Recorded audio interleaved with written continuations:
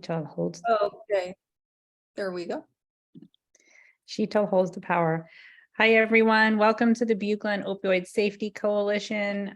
This is our third virtual summit. Of course, we got started in 2020 as the pandemic unfolded and thought, well, it'll just be 1 year.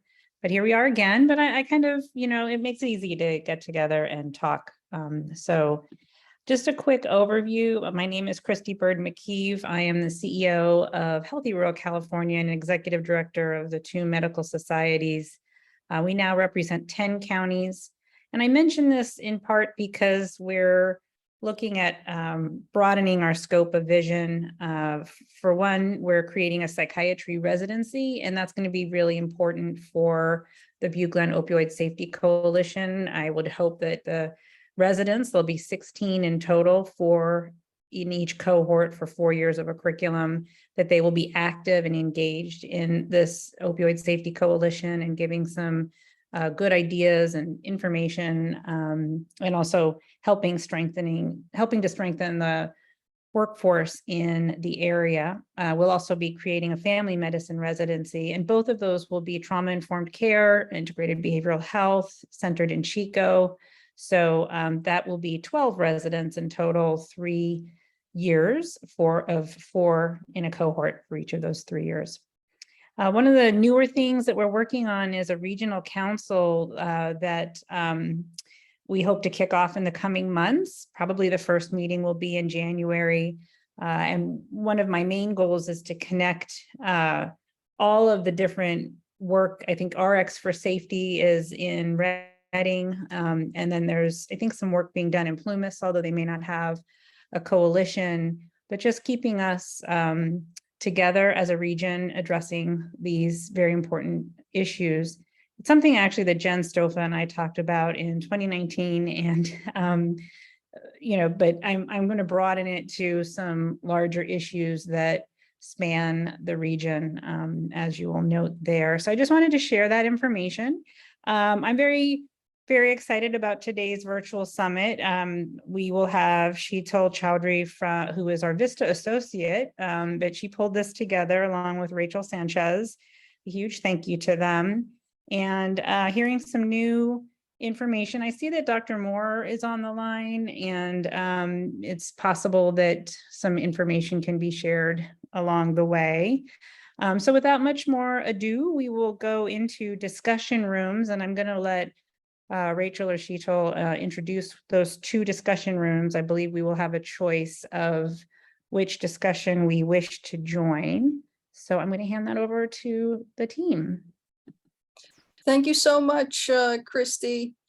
Okay, great. So I can see the regular screen now. So how the discussion rooms work is you can pretty much choose which discussion room to enter.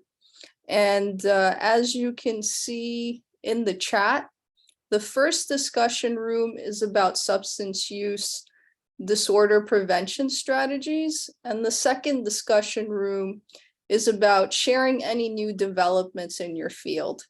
So I'm going to open up the discussion rooms, and you can enter the discussion room of your choice.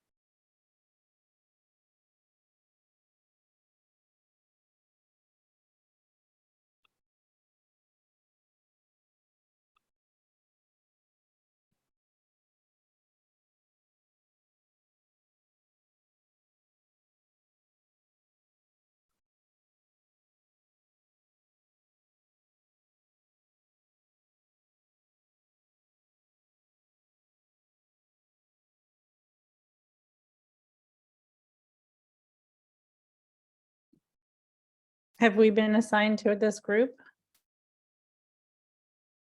Looks like there's only 5 of us.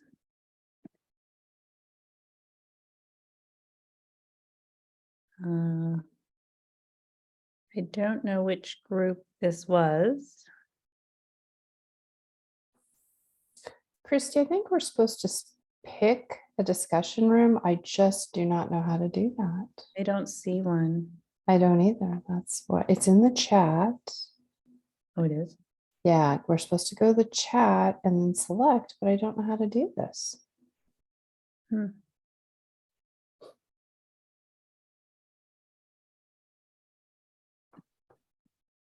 I don't know. Maybe there was. I've always been dropped in a chat room before. I've never had to pick one. Me too. I was just surprised we could actually pick, but maybe. Here's the agenda, and those are the rooms. Oh, I Discussion- see. Click on breakout rooms and then join one or two. I'm going to join two. Okay, where's the breakout? I've got the agenda.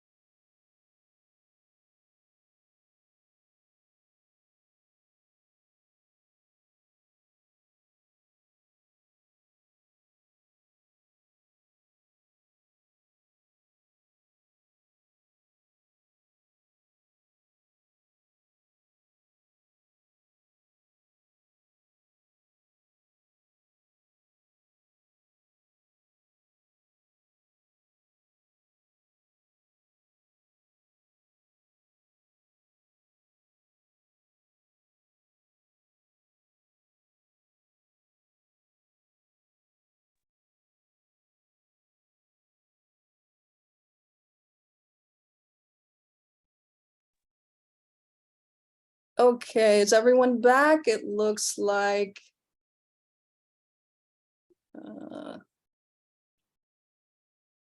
people are slowly returning.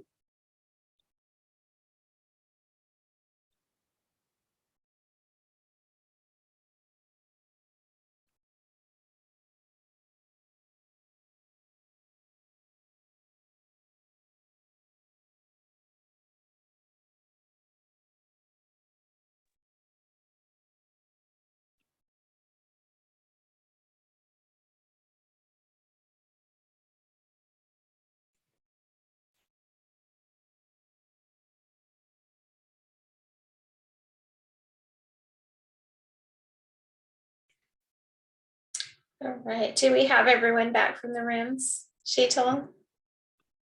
I will, I think we have a few people still that need to come back. They should be here soon.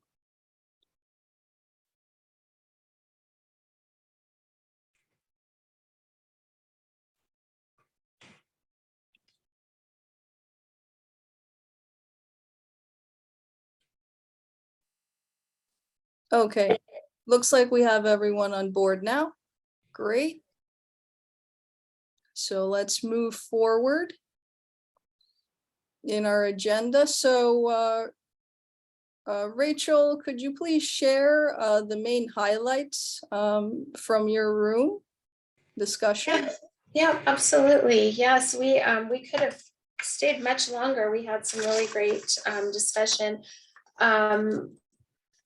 I think that in terms of what's happening, Janeri Garcia, who is one of our speakers for a little bit later, talked about harm reduction being one of the main things that they're focused on within her organization, as with many of those on the call. Getting naloxone and fentanyl test strips into people's hands. We talked about the need for health education, especially around rainbow fentanyl, which is new, but it's coming into the communities very rapidly. We talked about the availability of Narcan and the fact that DHCS has some new funds from opioid settlements to get more Narcan into people's hands, into the organizations' hands that are distributing that. Also working on data sharing. And then Dr. Austin brought up, the desire to learn more about how to get access to Sublocade, which is a long-acting version of Suboxone. It's a little challenging to access and then to store as well. And then again, just the importance of getting fentanyl test strips and naloxone to folks. People can go into Northern Valley Indian Health and receive naloxone and fentanyl test strips, even if they're not a patient of Northern Valley Indian Health, and that we're always encouraging more providers to become MAT providers. And so, yeah, that was pretty much the gist of what we talked about, a lot of recurring themes. Okay, great. Thank you so much for that, Rachel. So we touched upon prevention as being something that is multi-layered. So there's primary, secondary, and tertiary prevention, which are different levels of prevention. And each of us kind of fit into different levels. But anyway, that's something that folks can look up in more detail if they're interested. As far as prevention strategies that we had discussed, there was similarly to what you were saying, fentanyl test strips that were being distributed as with educational resources and ways to quit, places to go to help the affected parties quit. So that was one thing we touched upon. Also methadone clinics and patient-centered approaches to that was also another prevention strategy that we discussed. And we also briefly tried to philosophically think about what exactly effective prevention means. And that was a difficult discussion to have.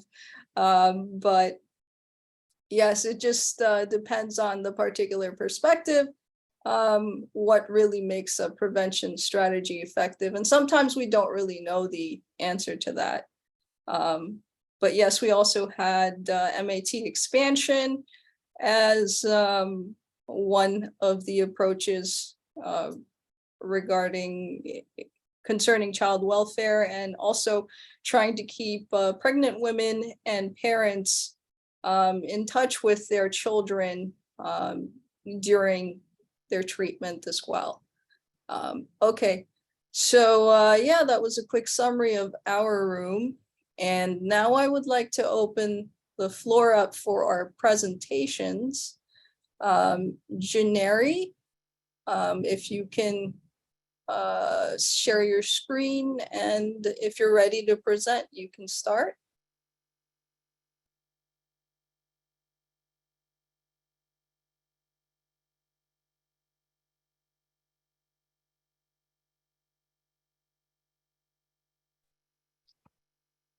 All right. Hi, everyone. My name is Janeri Garcia. Can everyone see my screen? Perfect. Yes. Awesome. Thank you. Well, thank you so much for providing me with the opportunity to speak with all of you today. I am the CDC Foundation Public Health Analyst with the Overdose Response Strategy that works specifically within the Central Valley region. And for those who don't know what the Overdose Response Strategy is, it's a unique collaboration between public health and public safety to help local communities within our area of responsibility mitigate non-fatal and fatal overdoses. So I specifically partner with the California Department of Public Health and the Central Valley, California HIDA to share information, share data, and support evidence-based strategies to address the current crisis that all of our communities are impacted by.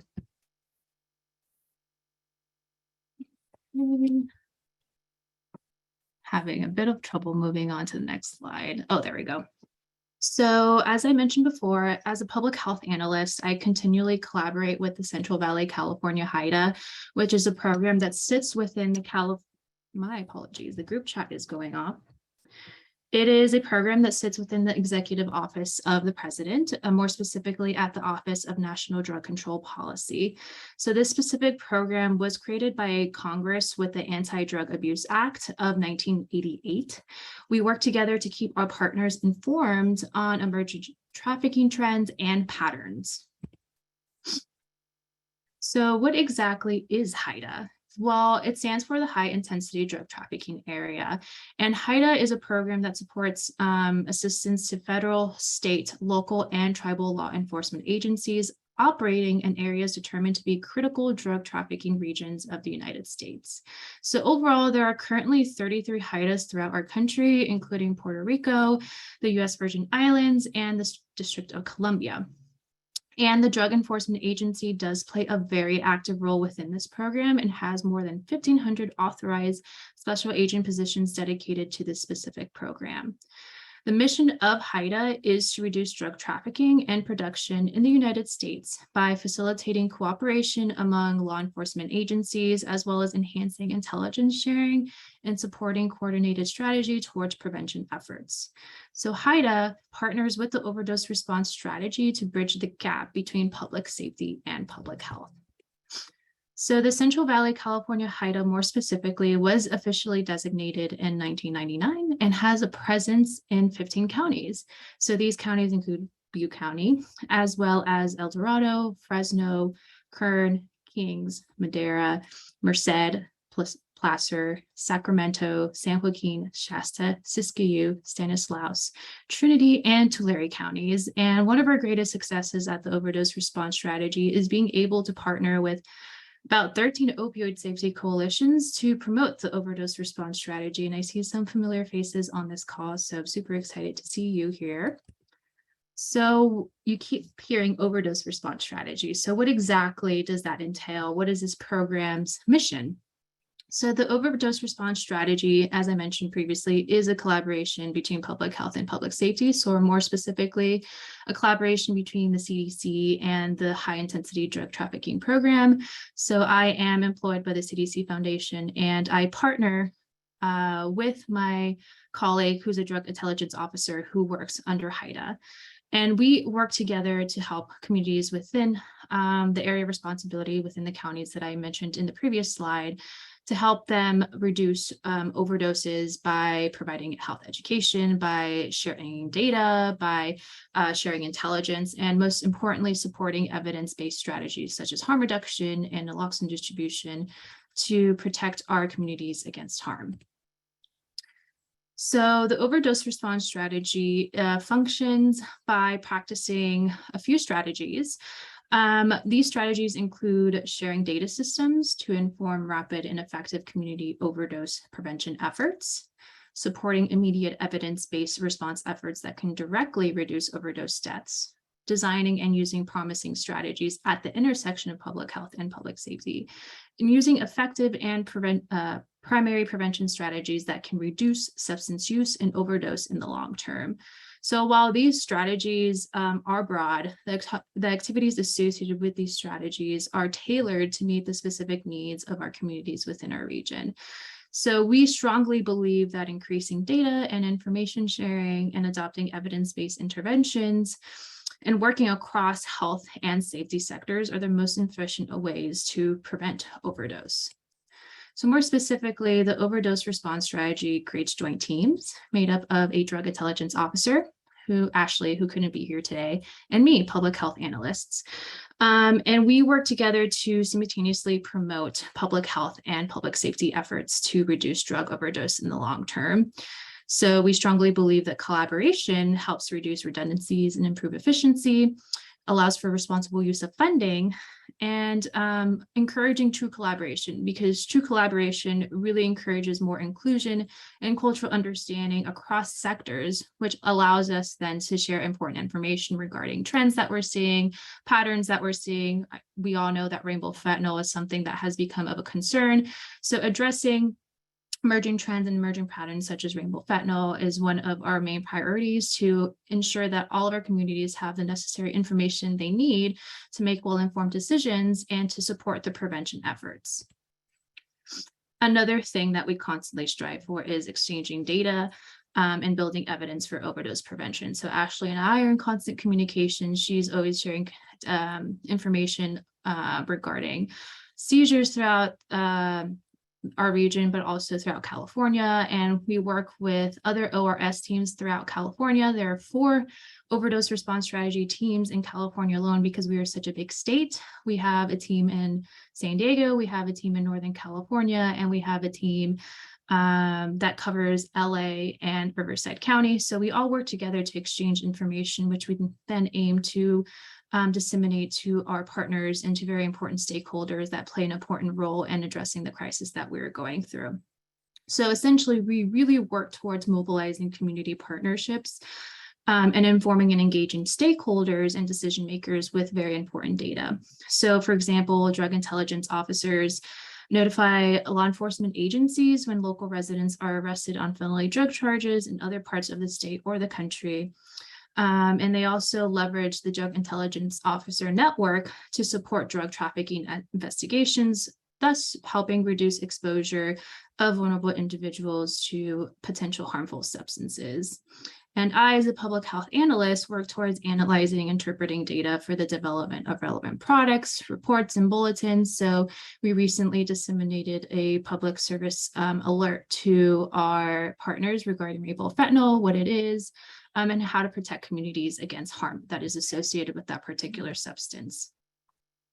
So the overdose response strategy as a whole creates an infrastructure and environment to address overdose threats, utilizing the best existing strategies from across the country. So we really work towards advancing evidence-based practices to enhance community level decision-making. And we really strive towards promoting the idea that substance use disorders are not a moral failure, they're a disease, and we can work together towards addressing and providing individuals with the necessary resources and help that they need towards addressing that. So there are a lot of metaphors that can be used to describe my role as a public health analyst and Ashley's role as a drug intelligence officer. And one of our colleagues within the overdose response strategy that goes by the name of Chauncey Parker, who works at the New York HIDA and is the director of the New York HIDA, loves to refer to our teams as points of light that help partners lost at sea find their way. So in addition to being seen as a point of light, we act as guides, connector, bridges, translators, and diplomats. So we really work towards bridging communication gaps and providing partners with the necessary information they need to inform action. So here's an overview of what I do as a public health analyst. I briefly mentioned that I primarily work on analyzing data, but also work towards supporting evidence-based strategies. So I'm currently speaking with lots of harm reduction folks and understanding a lot of the challenges and barriers associated with providing services to folks and how we can address that. I work towards health education, so informing communities about what's going on within their area. Are we seeing a spike in overdoses? If we are, what can we do to address that? So really just promoting the actions of data sharing and providing assistance wherever it's needed. I kind of serve as a liaison between public health and public safety. And I work with key public health agencies. So I'm always in discussions with local public health departments and first responders and EMS to understand what does the overdose landscape look like within our communities and how can we not only bridge the gap in communication, but how can we all work together to address what is going on. And here are some of the responsibilities of my partner, Ashley, who's a drug intelligence officer. She unfortunately isn't here today, so I can't really explain thoroughly what her role is, and I'm not going to try because I don't want to make any mistakes, but here's a rough overview. But she is in constant communication with law enforcement and public safety in general to get the latest information on seizure patterns, trafficking patterns, and using that information to disseminate to local partners so they are well equipped with current trends as well, and then they can use that information to inform their partners. So it's a bridge, and we really encourage information and data sharing because without data and information, we can't inform action. So that's ultimately the main premise of our partnership, is to provide folks with the tools that they need to get off, go off and run and address this crisis, because it's a crisis that really requires for us to work in a timely and efficient manner. And for us to be able to do that, we need information and data. So here's just an overview of what our specific team within the Central Valley has been working on for these last several months. I'm personally working on an environmental scan of the Central Valley region specifically, so just trying to gain a thorough understanding of the overdose surveillance, prevention, and treatment landscape within our region, and getting that information so we can address gaps and work towards addressing those gaps. Also exploring and analyzing the potential use of ODMAP. So I'm not sure if y'all are familiar with ODMAP, but I'll discuss that a little bit later. But that's also something we've been working on, as well as collecting data concerning drug patterns, how hospitalizations, ER visits, fatal overdoses, non-fatal overdoses, what are we seeing in terms of seizures within our region. And we're also currently working on a fentanyl report to, again, gain a better understanding of how fentanyl has been impacting our communities in the Central Valley. And then on the right-hand side are some of the departments and agencies that we've been working closely with to ensure that all of this information is being disseminated in an effective manner and is being used to inform prevention initiatives, because everyone is working on different things. So just providing that information so we can cater to everyone's unique needs and unique goals towards addressing overdose in their communities. So as I briefly mentioned, ODMAP, what exactly is ODMAP? ODMAP stands for Overdose Detection Mapping Analysis Program, but we call it ODMAP for short.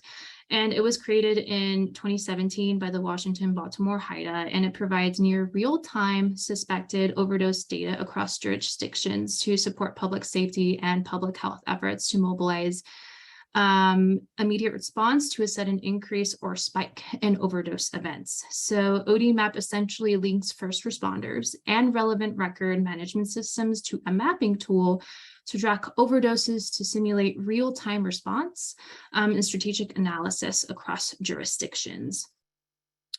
So each agency wishing to use this specific system will essentially start off by signing our participation agreement, which is designed to protect the data within the system. And once signed, they can begin uploading data in near real time through a variety of methodologies, whatever is most efficient for that particular agency that signed up. They can also gain access to the national map, which allows select users to view nationwide data and create custom visualizations. So here is an example of what users that are registered see once they log into ODMAP. It provides information on the amount of overdoses, suspected overdoses that have occurred within the last 24 hours. But if you want a more specific look at a community, maybe it's the community that you're living in or any neighboring communities, you can filter using the built-in filters on this specific platform. So it's important to remember that ODMAP is only available to government agencies, federal, state, local, or tribal agencies that serve the interests of public safety and public health. So public health departments can sign up for ODMAP. Law enforcement, EMS, fire, and those specific agencies can also add level 2 users onto their agreement if they would like others to be able to have access to that information. So that's something that you can speak with your specific partners with if you are thinking about signing up for ODMAP to gain access to this type of information. So as I mentioned before, if you want a more specific view, if you want to zoom in into Butte County, you can do that. You can utilize the built-in features to do deep dives. So this includes filtering by dates, location, and type of drug that was involved in the suspected overdose. There are mechanisms in place that prevent duplication of data if both fire, law enforcement and EMS respond to a suspected overdose and report data to the system. The system does check for any existing overdoses that are within 258 feet in 1 hour of the overdose they are attempting to save. And if there are any matches, the system will return a warning message to the user and asks if they want to still continue to submit this point. So many agencies that we've spoken with and that we work with, as well as agencies across the country that have been using ODMAP. ODMAP is very heavily used on the East Coast. It's still something that we're trying to leverage on the West Coast. So those that are on the East Coast and have been using for years have utilized ODMAP to inform their own situational awareness and have used the data available on ODMAP to curate their own focused overdose prevention responses. So within the platform, there are other features that an agency can use to conduct data organization and analysis. So essentially users can assess information across jurisdictions as well, if that's something they're interested in. So if they want to see what's happening in neighboring counties for their own situational awareness, that is also possible. And this is helpful for just trying to gain an understanding of any potential patterns that may be occurring within counties. So that can help agencies and organizations mobilize resources just in case they see that there's a pattern that is indicated and they can prepare ahead of time before it hits their own community. So there are also heat maps in charge as well to provide further data analysis. I know this is something that public health departments like to use to look at data and to organize data and analyze data. So one of the more popular features within ODMAP is the ability to set up overdose alerts. So for example, if there's an increase in overdose incidents within a specific community or your community, users can send alerts to important stakeholders in their network for situational awareness. So if you see that you receive alert oh shoot, this community is having an increase in overdose incidents. Maybe we have to go to that specific area and saturate the area with naloxone. Maybe we got to do more overdose education. Maybe we have to create a response team. So it's really up to the community and agencies decision on what how they want to use the data and how they want to use the specific data available on the platform to inform their own prevention initiatives for the future. So essentially, there are many ways agencies and organizations can utilize ODMAP to inform action. Response teams, naloxone distribution, overdose education, outreach. Those are some of the ways that ODMAP has been utilized by both law enforcement and public health and public safety as a whole. So if this is something that you're interested in, or if you have any other questions about my role as a public health analyst, Ashley role as a drug intelligence officer, please feel free to reach out to us through email or through number. We're really here to serve as a resource for you and assist in any way we can to support your initiatives and to protect your communities against harm. And I just want to thank you all again for allowing me the opportunity to speak about our work and our goals. And I'm super excited to hear more from you in the other presentations. Thank you. Thank you so much, Janeri. That was such great information. We really appreciate you being here with us and sharing. Are there any questions or comments for Janeri?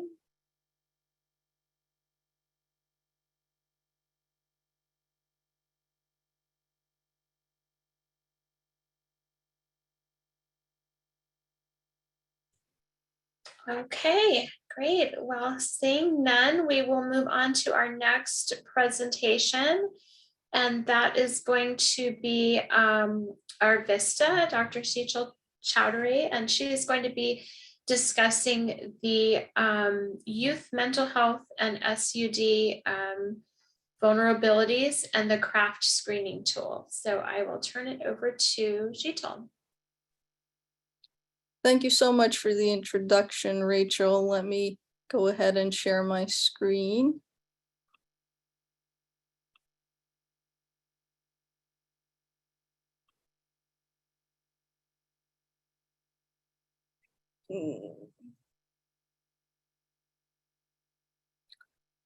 And there's a presenter mode. Here we go. All right. And it went straight to references. Bear with me, please. Okay, can everyone see my screen?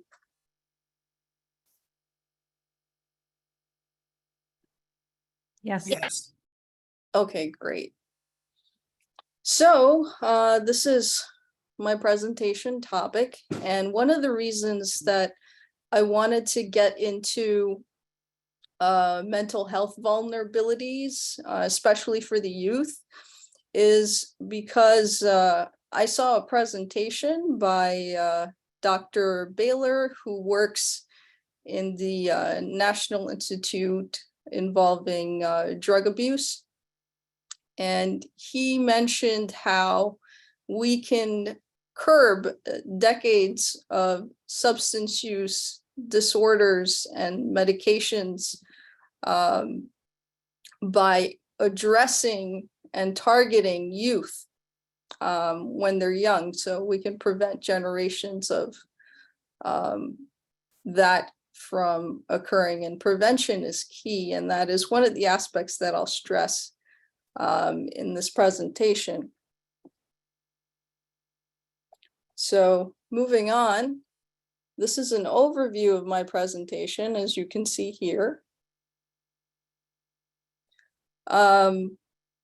So first, very fundamentally, I'm quite passionate about health and even our nervous system. And I thought I'd show you some nervous system photos in honor of Halloween. So we'll get to see some of that. And then I believe there is one large key to health, or brain health, and I'll walk you through that as well. There are various elements in society that contribute to addiction, and this is very broad So I wanted to touch upon that as well, especially concerning a book called Dopamine Nation, which I will talk about briefly when we get to that section, but it's a very exciting read. I will show you a diagram of what an addicted brain has as far as imbalances. We'll talk about what specifically makes a youth brain or an adolescent brain more susceptible to substance use disorder. So there's particular reasons for that. And we will also show you some mental health vulnerabilities, particular conditions and diseases and their onset during certain time periods in youth. And when I say youth, I'm roughly referring to the ages of 12 to approximately 21 or so. And then we'll get to some solutions that everyone can partake in to decrease substance use disorder as a community. And finally, last but definitely not least, I will get into what exactly the Craft Health Screening Tool is, how effective it is, and why it's so important in that it can help us target youth. So I am very passionate about health and the brain and all of that. But when it comes to thinking about the ultimate information superhighway, usually people think about Google, and that's the first thing that comes to mind. But very similarly to Google, it's all about connections, right? Our brain has a lot to do with connections, and whether you look at the artistic depiction that we see here with the many colors, or whether you look at this MRI scan, it shows kind of a section what you would see from looking at the back of someone's head moving forward. So that's the kind of image that we're looking at here. But yes, like I was saying, it's all about connections. In fact, so much so that there's a particular part of the brain called the pons, and that is Latin. It translates in Latin for bridge. Okay, so that was something that really shows how important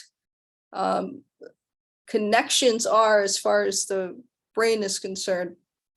And the pons is roughly in this area. It's not as well shown over here. I think this is slightly deeper in to show that, but it would roughly be in this area. And this is also looking from the back of someone's head. So let's move on. And so what you're seeing here, we can celebrate Halloween a bit early. And it kind of looks like a scarecrow, but this is actually a dissected nervous system. We have the brain up there and other parts of the nervous system, the peripheral nervous system, if you will, that extends below. And that kind of raises the question, well, how exactly does this work? How exactly are we wired? And that can be shown in some of the images that we see here on the right. And this slide was partially contributed by Dr. Ruben Baylor, so I want to give him credit here. So anyway, yes, we are wired very similarly to how wires are wired. So there's insulation that occurs.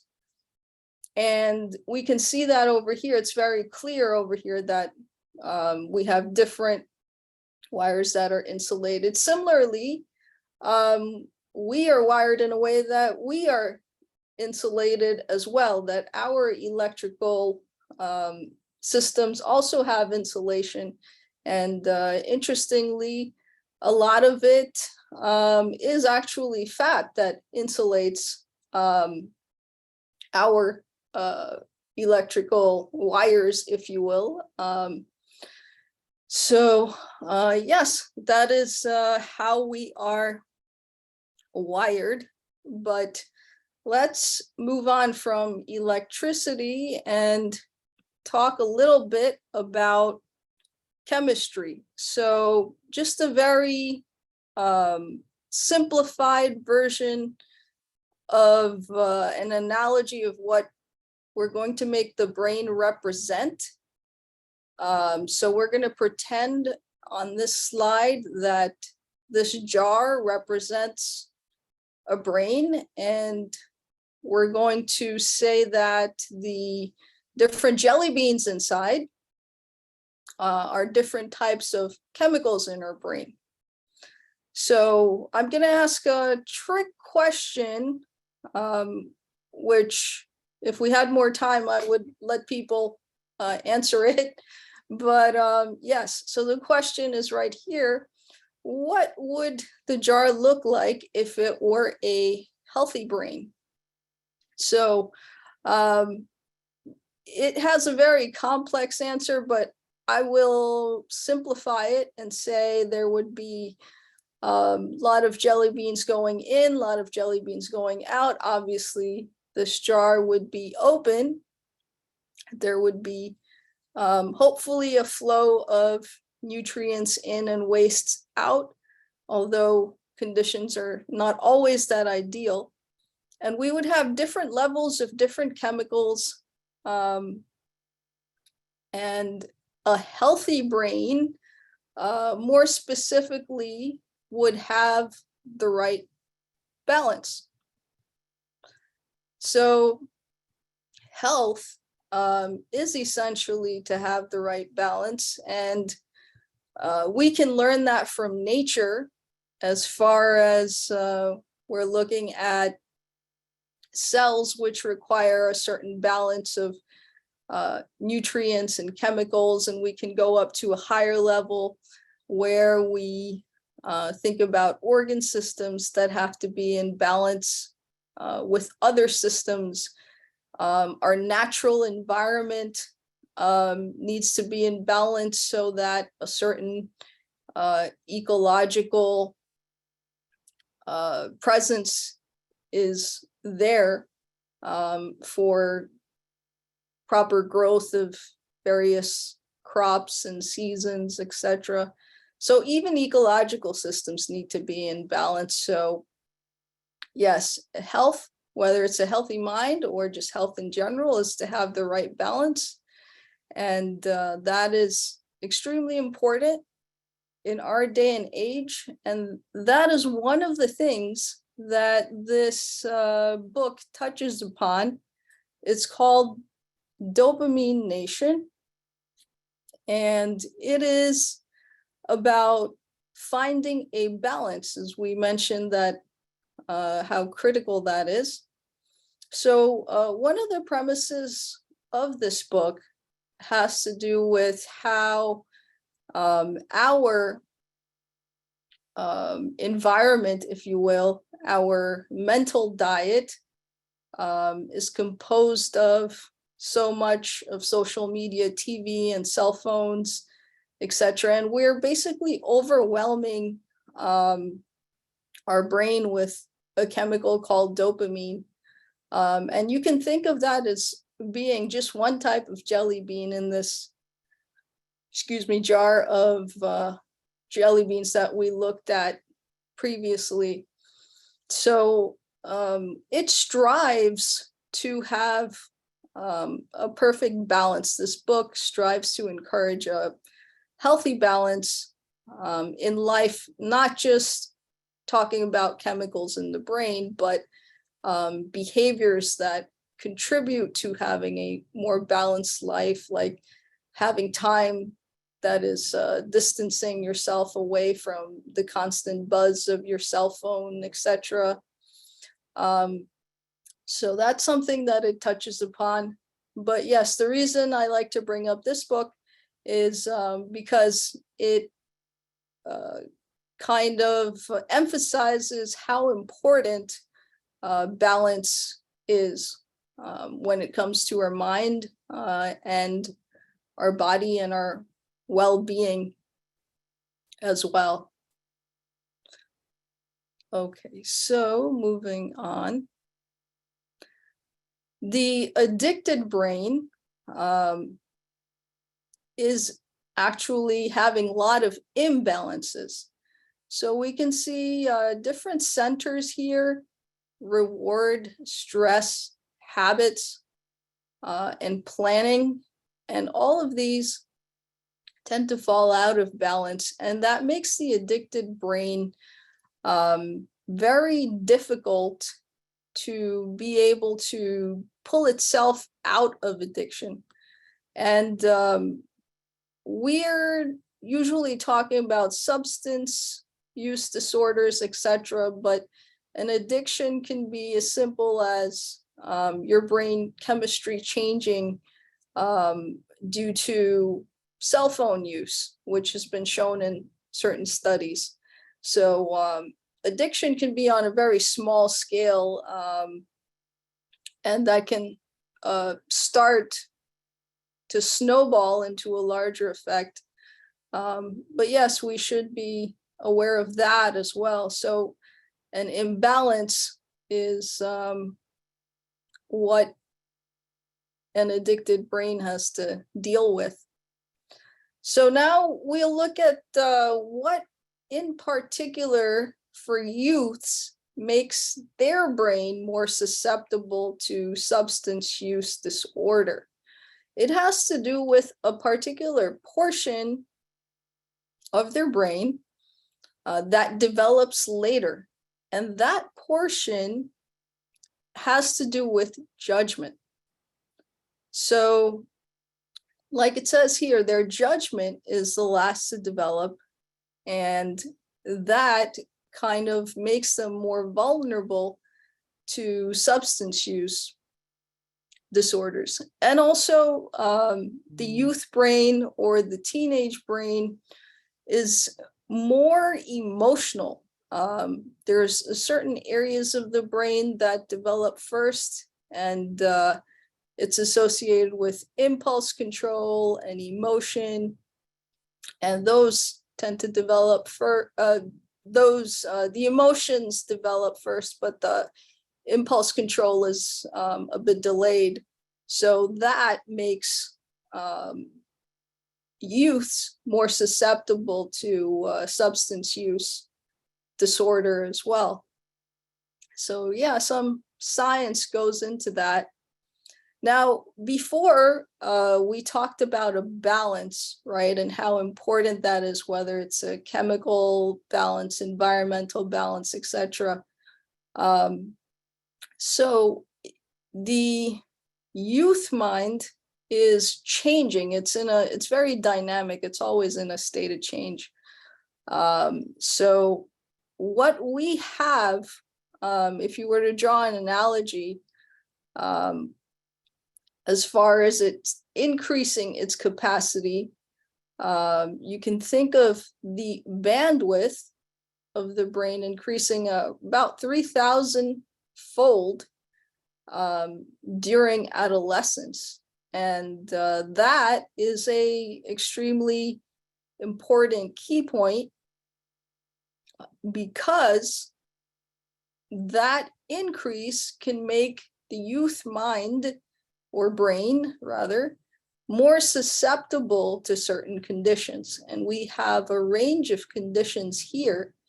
And looking at this particular graph, what you'll see is a darker shade in the middle, and for some of them, and these different shades represent a range of onset for a particular age group. And then the darkest shade represents kind of the majority of youths or individuals in that range where they stand. So for ADHD or attention deficit hyperactivity disorder, they are showing a onset that can start as early as about 3.5 to 4 years old, and then continue. The majority of them get diagnosed in this range, but some of them may be diagnosed at this point. So that is what it's trying to show with the different shading patterns that you see here when the onset occurs of diagnosis of these various disorders and what their mean age of diagnosis is by the darker shades. So that's how to interpret this. And it has ADHD here written next to conduct disorder, but they're separate things. Conduct disorder is associated with ADHD, but it says there's a comma there, but they're separate entities. Conduct disorder is more common in individuals in juvenile detention centers. Some of them who go on to, unfortunately, prison and adulthood. But yes, conduct disorder is one of the diagnoses that is more common in juvenile detention center attendees. So there's these other disorders listed here.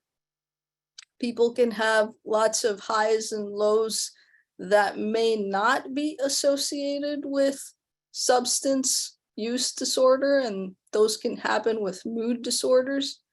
But anyway, backing up a little bit, we associate mental health conditions with substance use disorder because they kind of go hand in hand. They can be related in their occurrence. So if one happens, it may make the other one more likely to happen, and vice versa. So sometimes we don't know which comes first, the chicken or the egg, the particular mental condition or the substance use disorder came first. It's hard to say which comes first. But yes, we tend to look at substance use disorders along with these other mental conditions and diagnoses.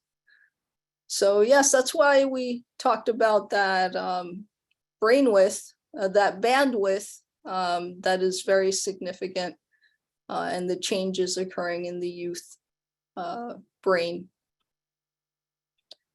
So if we could choose one way, the simplest way to delay mental health vulnerabilities and substance use disorder, a very simple preventive approach is to make sure that kids or the youth get enough sleep and that they have proper sleep hygiene.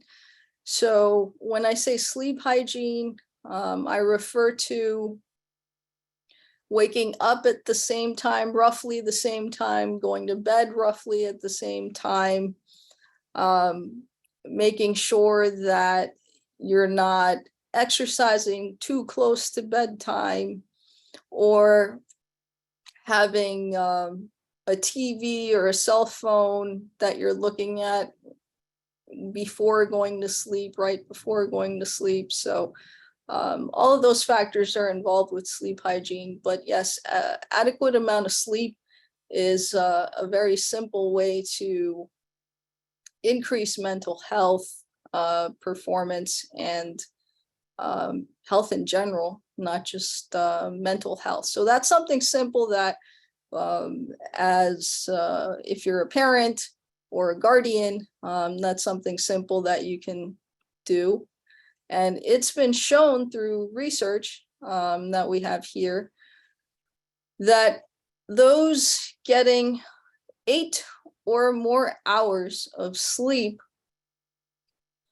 those students, these are youths, 12 and older in school. So substance use disorder actually diminishes if they have the adequate amount of sleep that they need. And how much sleep is necessary for a given individual, that's very much debated. But a rule of thumb that a lot of people have suggested is that when you wake up, you should feel refreshed and ready for the day.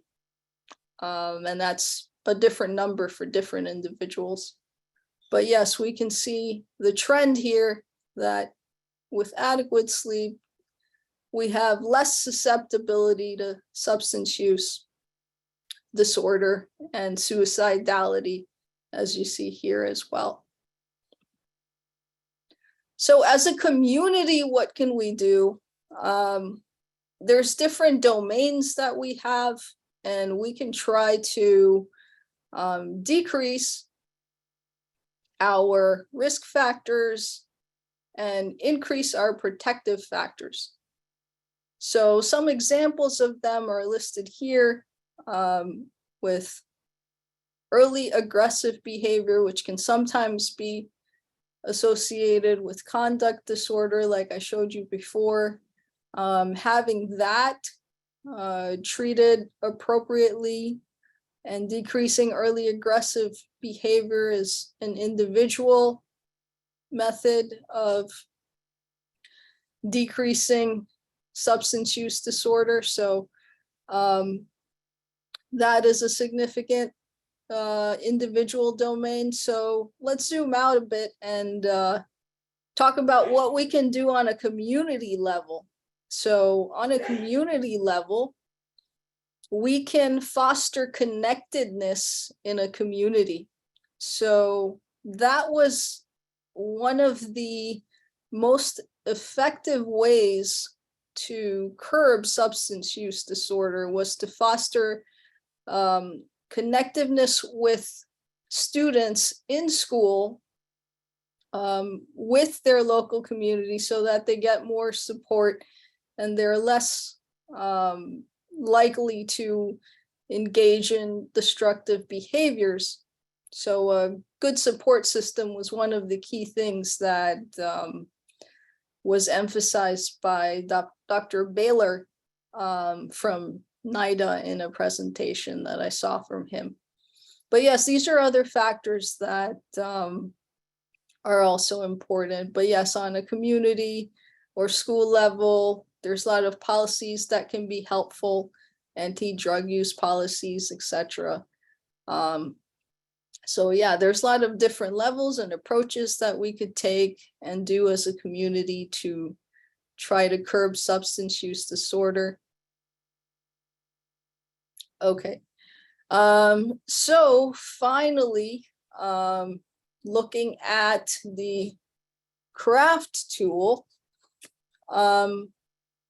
we have a method of risk stratification, of determining which youths are at higher of a chance of substance use disorder. So that's what the craft health screening tool is about.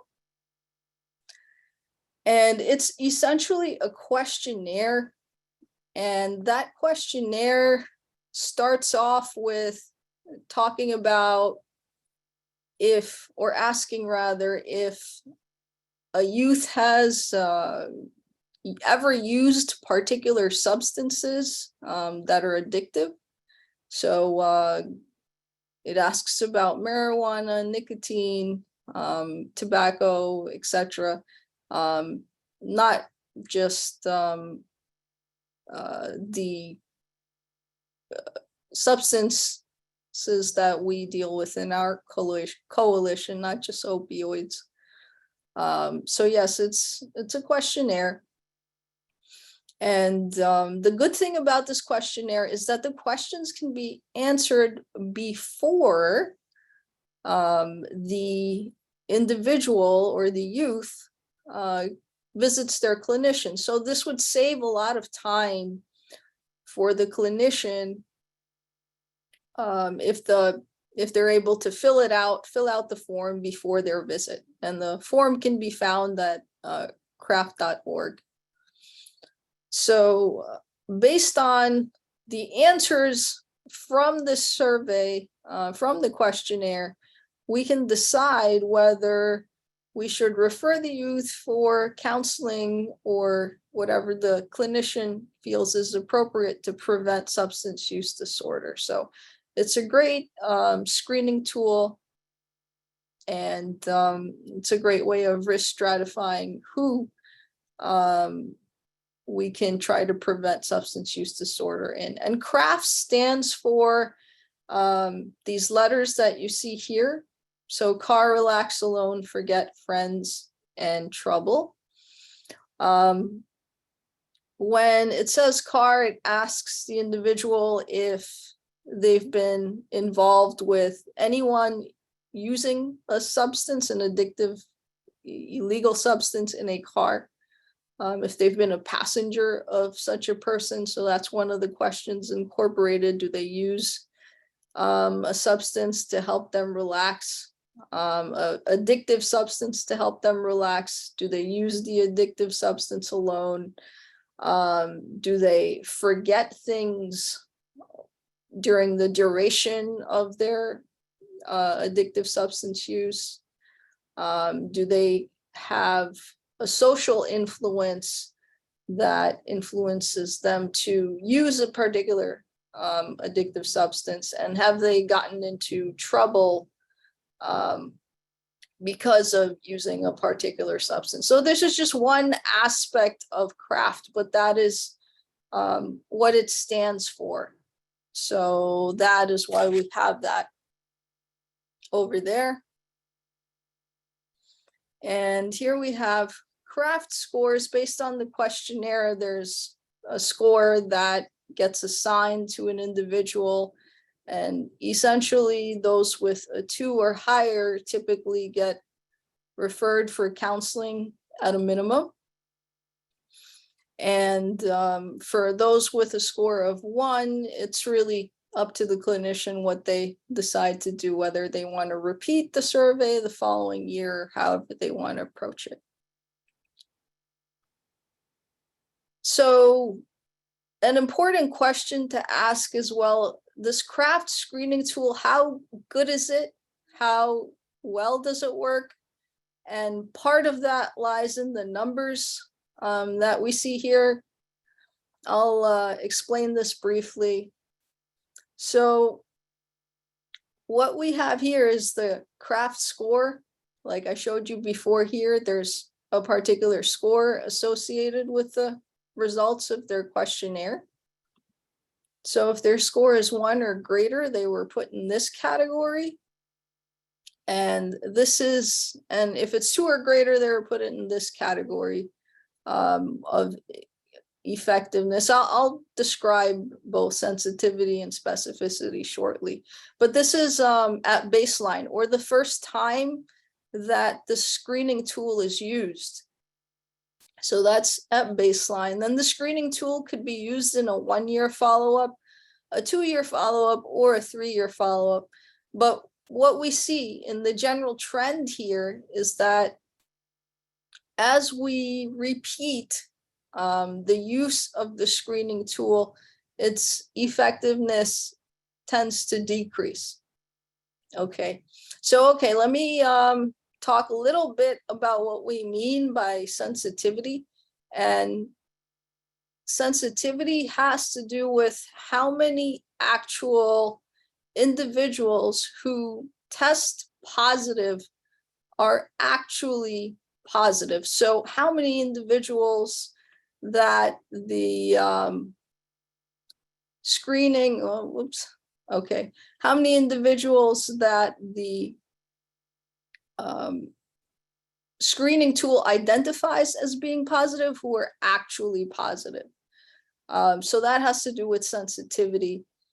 And a sensitivity of 0.912 is a very good sensitivity to have. It goes, the highest you can have it be is 1, and this is 0.912.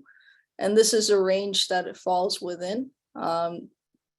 It gets into a 95% confidence interval, but don't worry about that.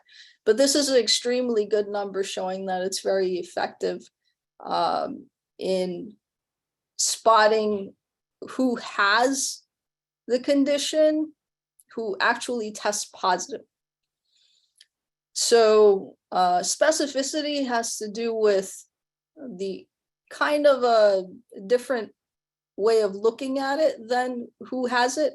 So specificity has to do with those who have it, those who are true negatives, or those who truly don't have it who test negative. So that has to do with specificity. But sensitivity is probably the most common measure that we look at. So anyway, this is essentially saying that the CRAFT screening tool is very effective, especially with a more milder score at baseline. So that's a little bit about the CRAFT screening tool, but yes, very effective. Anyway, so we have a lot of layers in our community that actually influence population health. And those layers are shown here. So our environment is also key to individual or population health. And that stands, a lot of different factors stand upon that and influence that as well, such as certain social and economic policies we have, institutions, schools that may have anti-drug policies, neighborhoods or communities that can support youths at risk for substance use disorder, that can decrease the chances of an individual or a population dealing with that. So social relationships can also go a long way. We have individual risk factors such as genetics that can also increase the chances of mental health conditions, unfavorable mental health conditions and substance use disorder. And also there can be genetic and physiological influences on individual or population health as well. So these were the references I had. I really want to give credit to Dr. Ruben Baylor, who I pointed out in certain slides. So yeah, he was from the National Institute on Drug Abuse in the NIH. So a lot of good information I got from his presentation. This is a great book, Dopamine Nation. Maybe one can look at a summary of it. But anyway, these are my references here, and I will stop sharing my screen.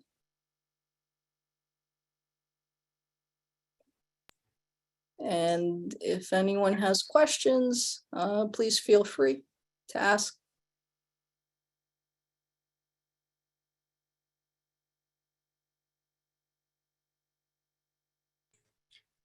Great job, Sheetal. Thank you so much for sharing that. And looks like Karen did post the link to the CRAFT tool in the chat if anyone is interested in clicking on that, you can access the craft tool via PDF.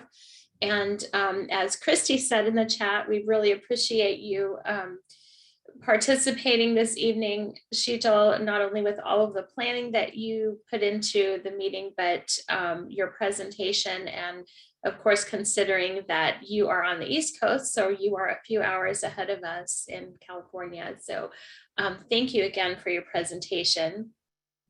Happy to be here. Thank you. And so if there are no questions at this time for Sheetal, we will go on to our final presentation, which is going to be from our friend Ana Cepeda Nunez on the drug overdose dashboard. And then following Anna's presentation, we will have a brief panelist discussion with some questions. So Anna, I will turn it over to you, and you should be able to share your screen. All righty, let's see. Okay, can everybody see the presentation? Yes, Anna. Awesome. Okay, hi friends. I see a lot of familiar faces and names, so thank you so much for participating this evening. And to new friends, hello and welcome. My name is Ana Cepeda Nunez, and I am a public health education specialist with Butte County Public Health. And today I'm going to be giving a brief update on our California overdose surveillance dashboard for Butte and Glenn County. So I think we've probably seen this chart before with all the different webinars. I just wanted to give a little bit of context as to where we are. So this is nationwide. There's been 3 waves of the opioid overdose epidemic, as we call it. So starting in the early 2000s, this is when we had the rise in prescription opioid overdose deaths. This is where we did a lot of the safe prescribing guidelines, reducing, co-prescriptions for opioids and benzodiazepines. By the 2010, this is when we started seeing more heroin-associated overdose deaths.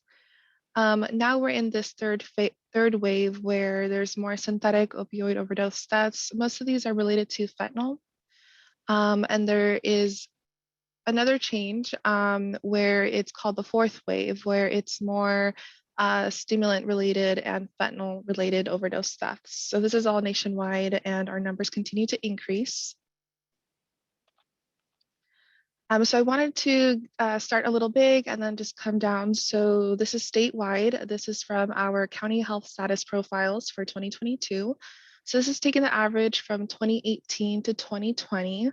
So the HP 2020 target, this is our healthy people target. So it's 11.3, and this is the rate per 100,000 population. So this is what we want to be at or below. The California average during this time was 17.8. So this map here shows the by color where all of these counties fall under. So those that are in this gray means that we are at or below the national target. Those that are the light blue, those are between the target and a little below the California average. Those of us in this darker blue, it means that we are higher than the California state average. So for Butte County during these 3 years, our rate was 31.4.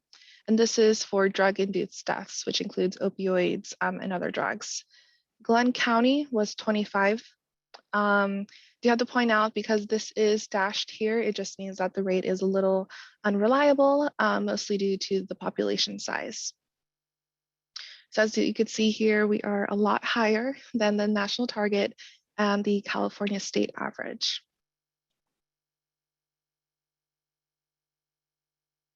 Oops.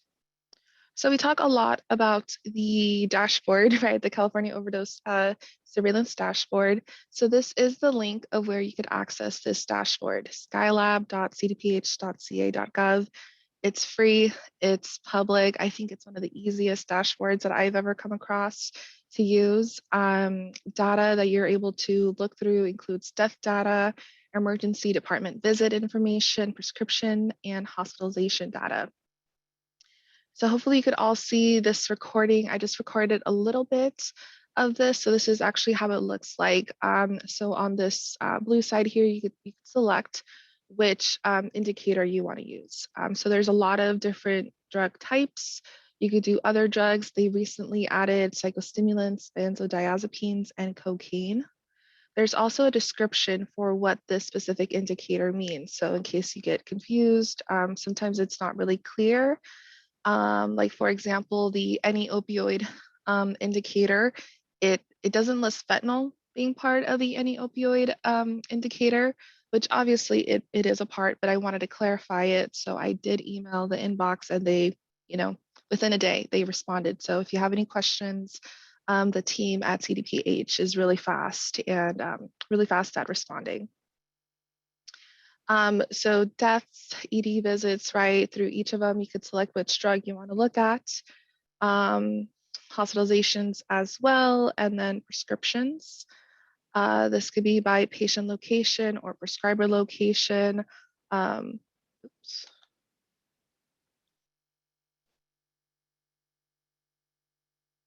Let's see. I probably should not have done this a video. Let's see. Yeah, so we're back to where we were at. So MMEs is included. Again, it lists what this descriptor is. On this right side is where the time trend information is at. So you could compare through different years, again, using the same indicators as mentioned previously. So like, for example, here over time, you could see that any opioid related overdose ED visits have increased statewide across the years. Down here is where we have the demographic breakdown. So sex, age, and race and ethnicity. So for example, here, any opioid related overdose deaths for preliminary 2021, the highest rate was among the 30 to 34-year-old range. And I'll go a little bit deeper into this later. I just wanted to show you guys what the dashboard looks like. And if you have any questions, if you want to take a look into some more data, totally could hit me up and we can walk through this. So now focusing on to Butte and Glenn County. So this is from 2006 up until 2021. The 2021 information is preliminary. It is looking at Q1 through Q4, so the whole entire year.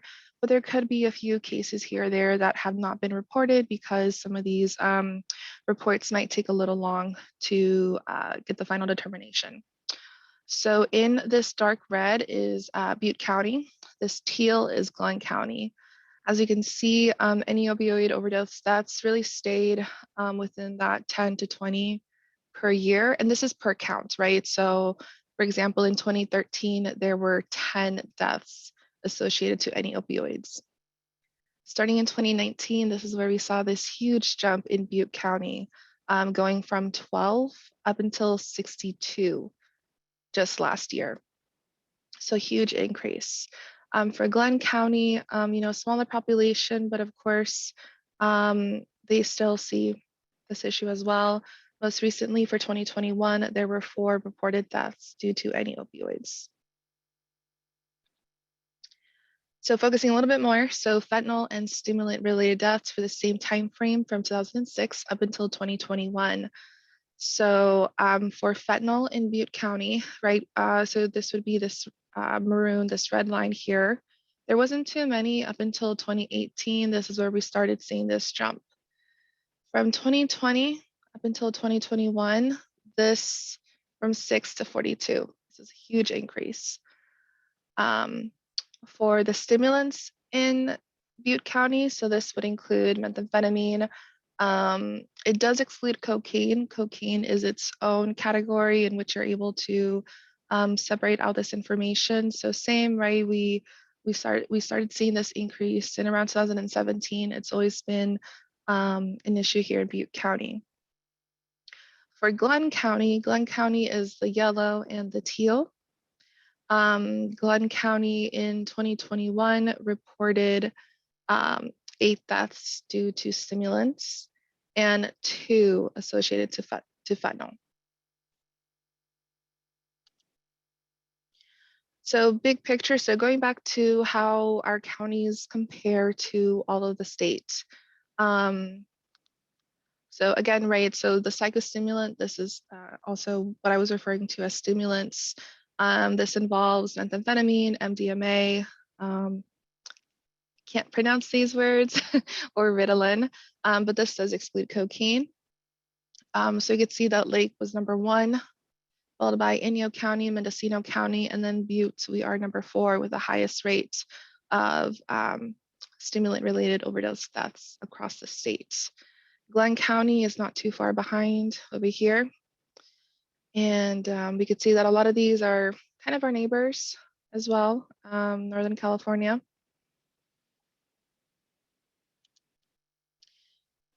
So now I wanted to go a little bit into our age, race, and ethnicity.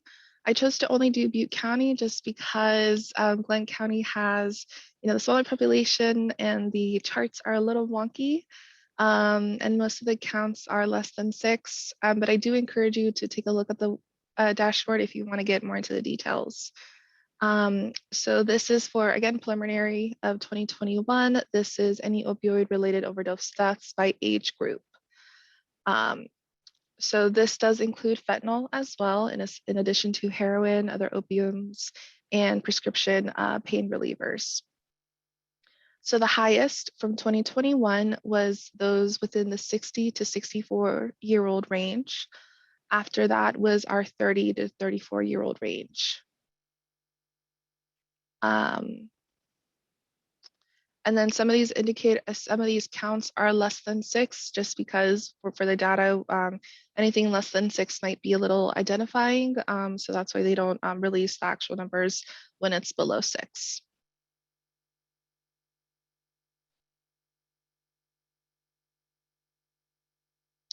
And then by race and ethnicity. So I like this chart because it's a little like, oh, wow.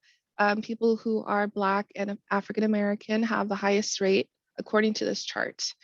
And then followed by people who are Native American or Alaska Native. But when you actually take a look into it a little bit more, looking at the count, right? So the rates versus the count is a little bit different. So while the rate for people who are white is lower than what it is reported for people who are Black, when we look at the count, right, it's less than 6 for people who are Black or African American compared to the count for white people that is 53. So really important, from a data standpoint, to take a look into both the rate versus the count. But still, all of these overdose deaths are preventable through the use of, different prevention, harm reduction strategies, and treatment.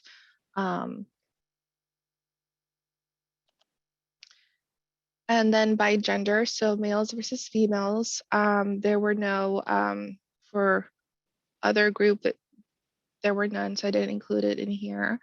So for males have a higher rate of overdose deaths related to opioids in Butte County.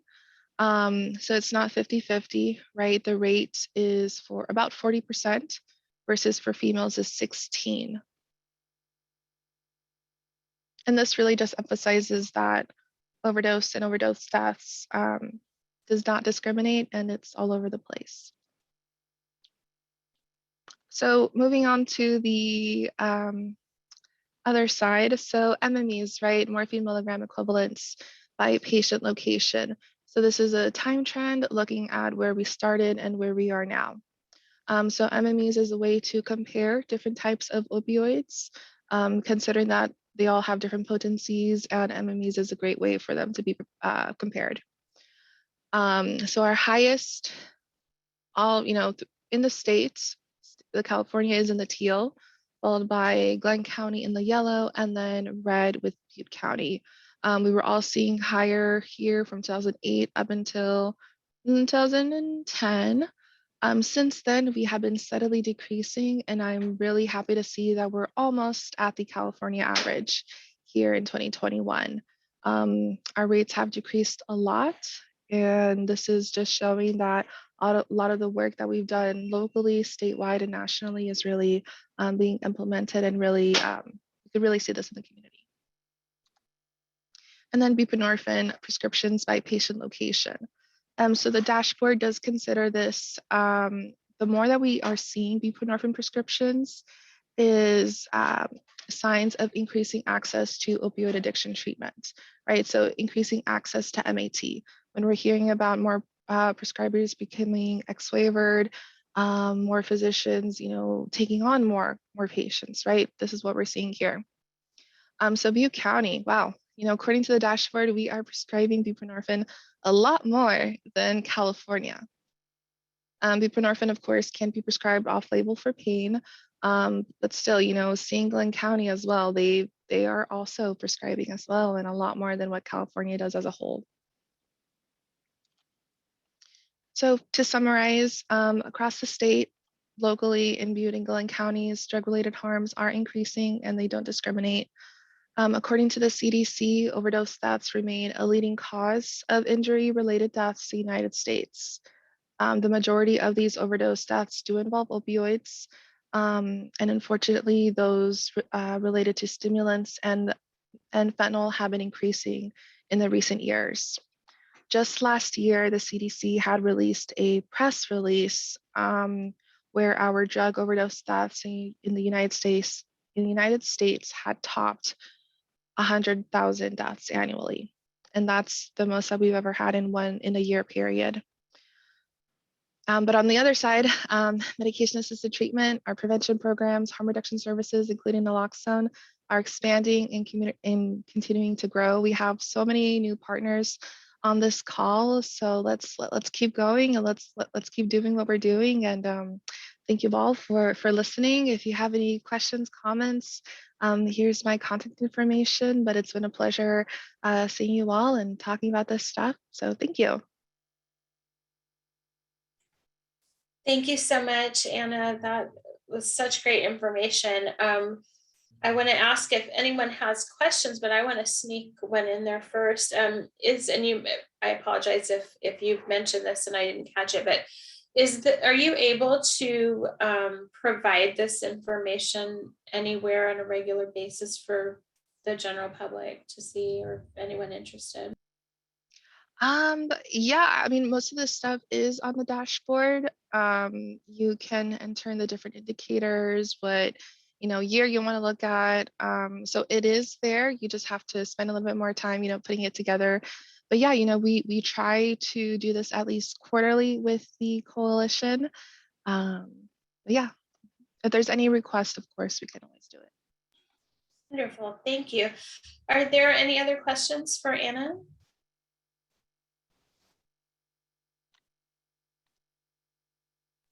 Okay, and then Christy's just noting in the chat that we'll post this recording on the YouTube channel, which is free and open to the public. And then also in the chat, there were some other links posted, and then also some conversation regarding the craft tool as well.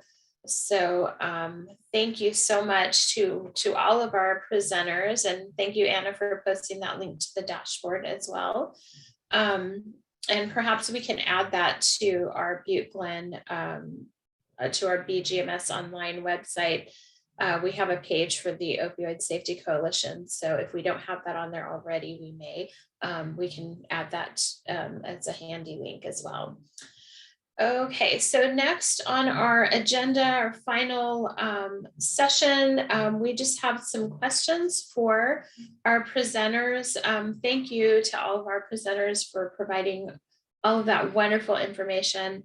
So informative. It's great to see all the work that's being done, and hear some of the new things as well. So I have some questions that I will go ahead and propose to our presenters. And I'll start with Janeri. So Janeri, the first question I have for you is, as a public health analyst, what types of prevention strategies do you use in the ORS? Thank you. That is an excellent question. The main forms of prevention strategies I exercise within the overdose response strategy is education and information sharing.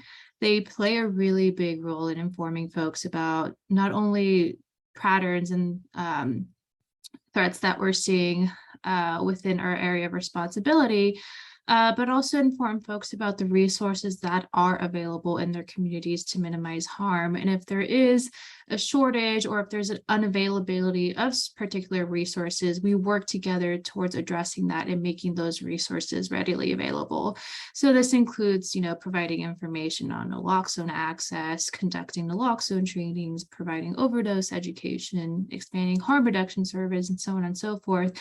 This is all important for supporting prevention and also using this as an opportunity to address misinformation that may be going on. Working in the specific field, it's important to ensure that everyone has the information they need to inform their decisions and to protect their health. So that is one of the main priorities that I exercise as a public health analyst to support our prevention initiatives. As I mentioned before, rainbow fentanyl has become an urgent issue at the moment, and we are all of our different partners, in public health, at clinics, at harm reduction organizations, at hospitals. We all work together to put together a public safety announcement to disseminate to our partners and inform them about what's going on. So my main goal is to always exchange data, provide education, and support preventions and initiatives wherever it's needed.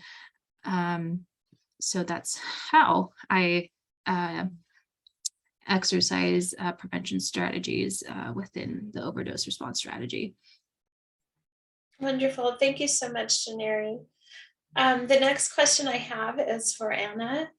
And Anna, what might be some factors contributing to psychostimulant with abuse potential overdose-related deaths? That is a big question.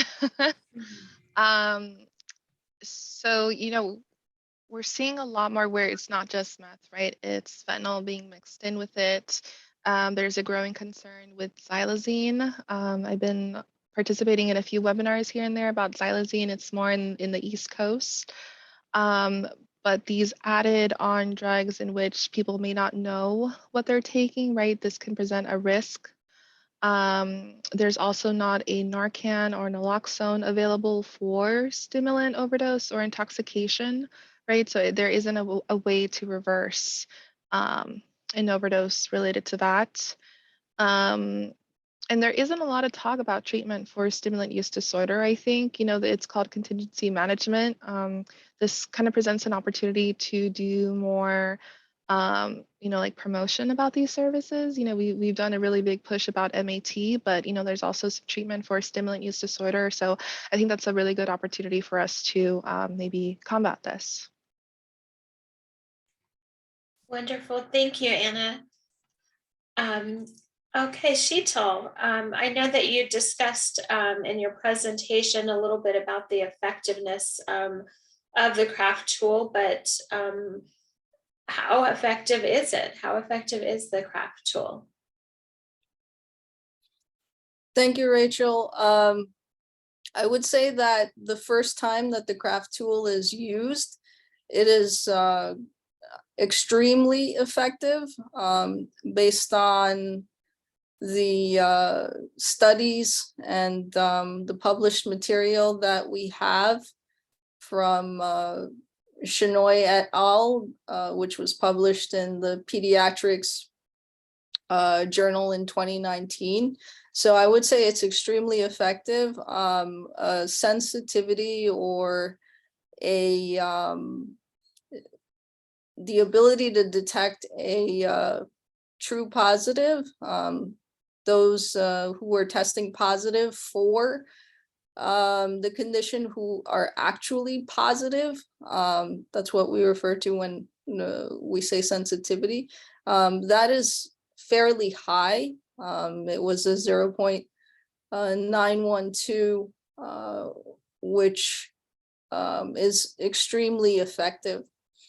But then again, that's at baseline. As we go to the 1-year follow-up, the 2-year follow-up, and the 3-year follow-up, the sensitivity decreases substantially as I've shown on the PowerPoint previously. So I would say it's pretty effective on its initial use, but with multiple 1 year, 2 year, and 3 year follow-up uses, it tends to decrease in its effectiveness. But yes, I would say it's a fairly effective tool. It's available in many different languages. The CRAFT website has a version that you can download, and I've seen in the chat that many organizations are currently using it. And also I see in the chat a response that the sensitivity goes, someone's responding, Mr. or Dr. Chester Austin is responding that the sensitivity goes down with repeated use due to answering dishonestly on subsequent screenings, or is there some other explanation? I would have to look further into the article to see if they provide any explanations about why exactly the sensitivity goes down with subsequent screenings. So yeah, that's an extremely good question. I can look into it and return, get back to you about it later via email.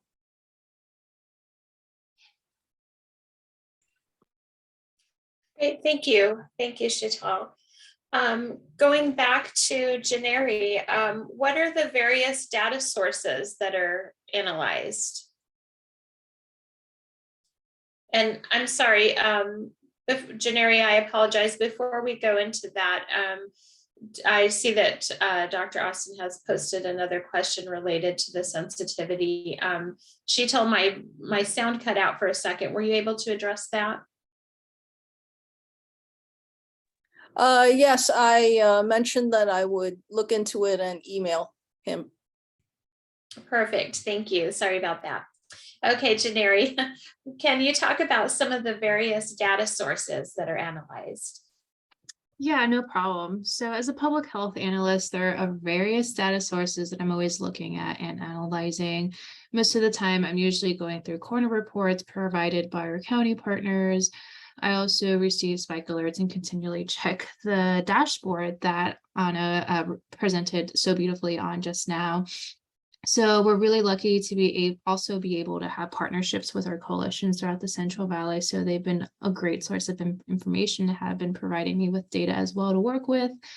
And we also receive data from fire and EMS with regards to non-fatal overdose incidents, which give us an idea on how often naloxone is being used and administered within our area responsibility.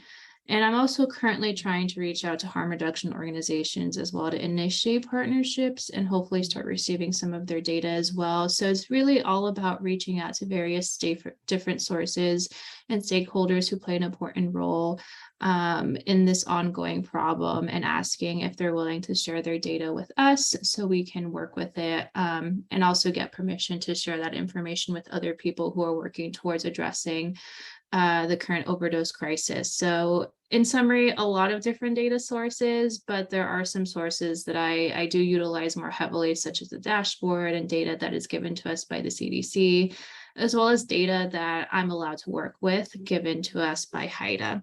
So it's working with a lot and organizing to make it more communicable to our partners and stakeholders. Thank you so much, Janeri. The next question is for Anna. And Anna, what kinds of drug-related harms are increasing? Yeah, so besides those that you can find on the dashboard, which includes the hospitalizations and then ER visits, there's also like secondary harms, so like skin infections due to like IV drug use, other conditions like endocarditis, even things like hepatitis C and HIV and other sexually transmitted diseases can also increase due to drug use. As a side note, for the public health department, I work in the infectious disease program. So a lot of my work, I work with STDs. I interview people that have been diagnosed with syphilis. And wow, so many times I see in the report or when I'm interviewing people, they report meth use, right? And then I'm asking them, well, what's your route? So, like, how do you use it? A lot of the times people tell me that they smoke it, but then when I double check their medical chart, it mentions IV drug use.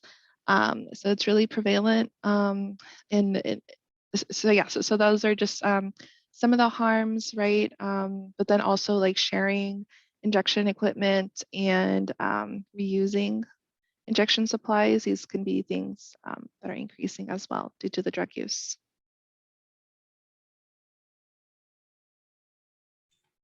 Thank you, Anna. I have another question for Sheetal. Sheetal, how many times can the craft tool be used on the same person?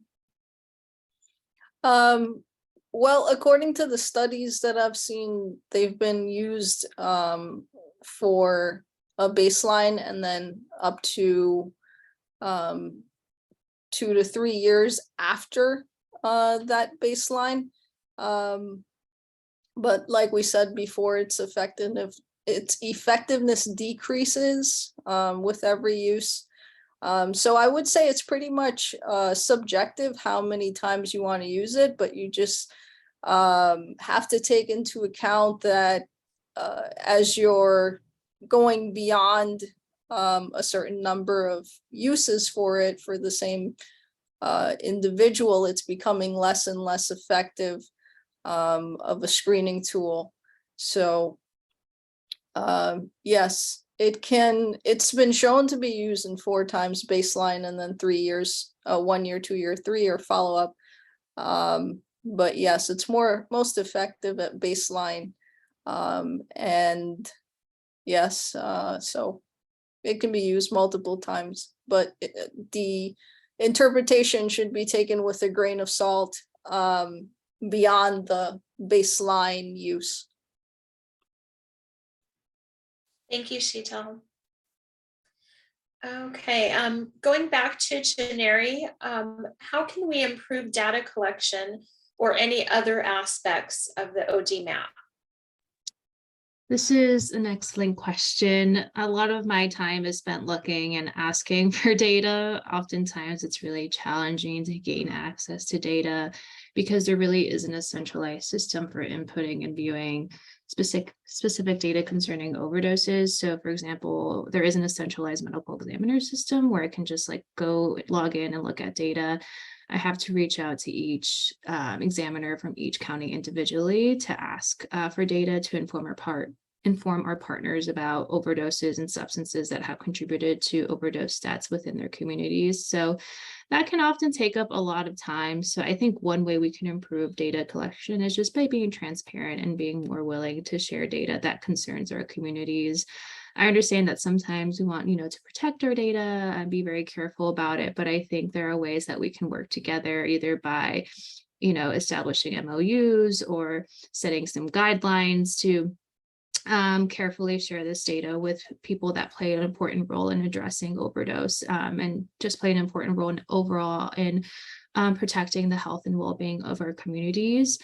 We need information and we need data to stop this crisis. So in order to effectively and timely respond to what's impacting your communities, we need to have data information to inform our action. So this is hard to do when, data isn't easily accessible, but I think in regards to OD map more specifically, we just need to get more folks registered and signed up.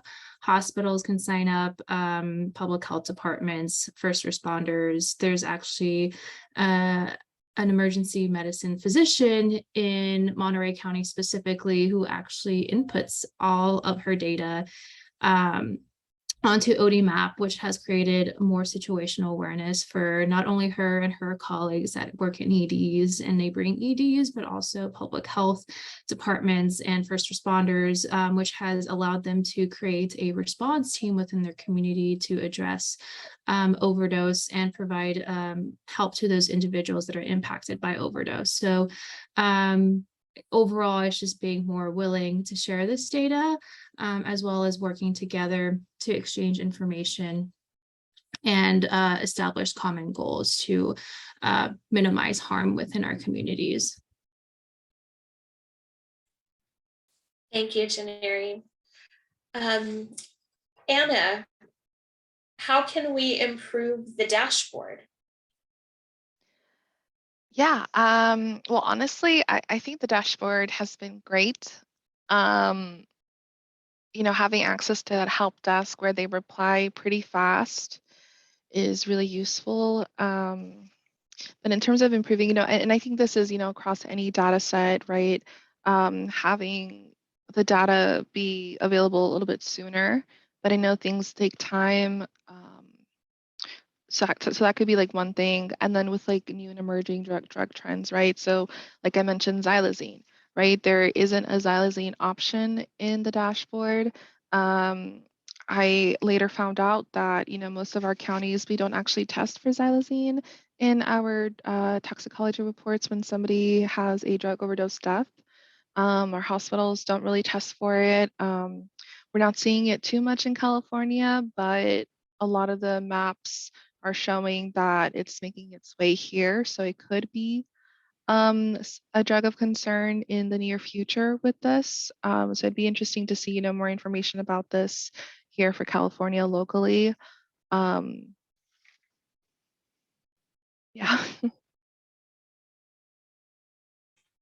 Thank you, Anna. Okay, Sheetal, we have one last question with just a couple minutes left on our time. Why do adolescents have a tougher time with impulse control than adults do? Okay, so it has to do with particular regions of their brain that develop later. So impulse control has kind of a later development, that the region associated with that.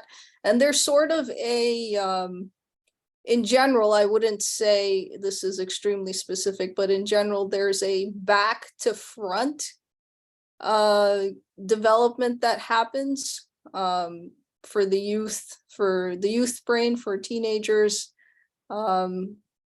So in that sort of general pattern, I'm not saying it's precisely every single cell in that order, but in that general pattern, we have that, and that is associated with decreased impulse control in youths as well. And the decisions that they tend to make, especially adolescents, it tends to be more emotional based, because that portion of their brain associated with that function is a bit more developed than their executive function region, which is being developed further as they age. So yeah, it has to do with a particular region that is being developed that hasn't fully matured yet. Thank you, Sheetal. So that will conclude our program. I want to thank Sheetal for all of your hard work on organizing this event. Thank you so much to our presenters and our panelists, and the great information that was shared. And thank you to all of our coalition members who joined this evening, and everyone else. I really appreciate the collaboration of this community, the sharing of information and education, all of the wonderful work that's being done around prevention and harm reduction, and just the general sharing of information is wonderful. Is there anyone that has any final questions or final comments? Christy, do you have anything that you would like to say in conclusion, or anything from our panelists? Yeah, just a huge thank you to everybody. Great, thank you so much. Well, everyone have a wonderful evening. We appreciate your participation this evening. We will post this presentation on the YouTube channel for Butte-Glenn Medical Society and have that available as a link for anyone who wasn't able to participate. And then if the speakers have any information that they want to share, we can post that as well. Thank you again. Have a wonderful evening, and we appreciate all of the hard work that you do in the community.